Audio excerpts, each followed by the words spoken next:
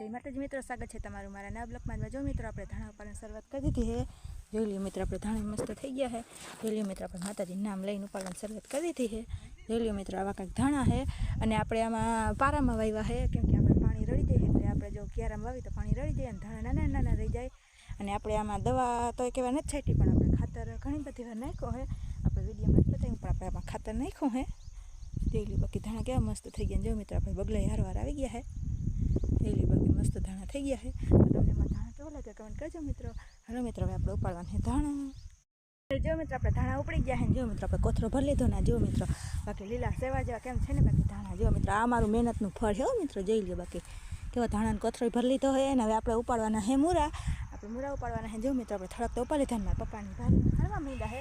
અને આપણે કેમ કે मित्रों મૂરા ઉપાડવાના જ છે હવે આપણે કાયમી, કેમ કે આપણે જાજા બધા વાવેલ છે પછી ખૂટે નહીં, એટલે આપણે રોજ ઉપાડવાના જ છે હવે।